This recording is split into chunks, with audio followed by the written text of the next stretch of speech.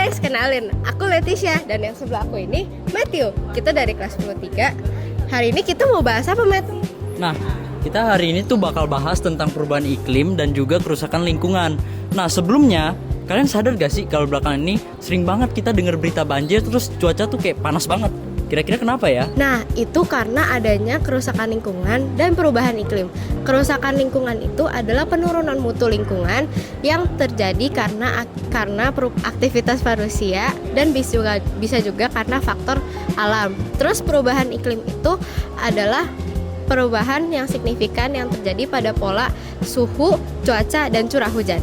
Nah, hal ini memicu krisis pangan, krisis kesehatan, cuaca dan juga suhu meningkat secara ekstrim.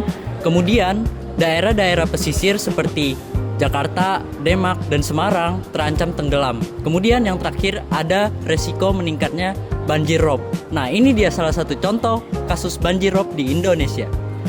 Dilansir dari Universitas Muhammadiyah Jakarta, banjirop melanda Jakarta Utara dan Kepulauan Seribu sejak Kamis 4 Desember 2025. Tinggi muka air dilansir mencapai 40 cm dan menyebabkan sejumlah warga dan jalan tertutup banjir.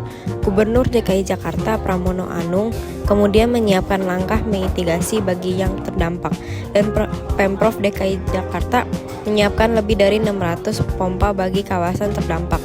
Hak masyarakat atas rasa aman, lingkungan yang baik, dan tempat tinggal yang layak menjadi terdampak di sini. Nah, penyebabnya itu bisa karena deforestasi hutan, rusaknya hutan mangrove atau pohon mangrove, kemudian pembakaran fosil dan pengambilan air tanah yang terlalu banyak.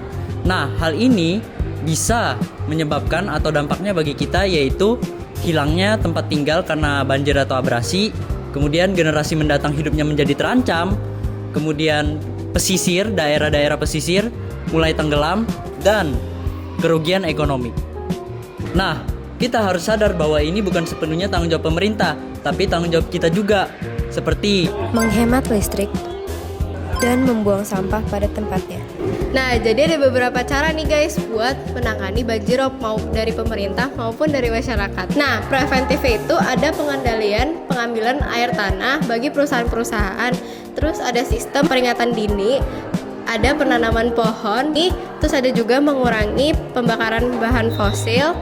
Terus ada represifnya. Represifnya itu kita bisa mengevakuasi diri ke tempat yang lebih tinggi atau lebih aman. Terus juga kita bisa menyelamatkan diri dan melakukan penanganan bagi korban. Terus ada kuratifnya. Kuratifnya itu kita bisa gotong royong untuk membangun rumah yang menjadi korban dan memperbaiki lingkungan. Nah, sekarang udah tahu kan tentang perubahan iklim dan juga kerusakan lingkungan.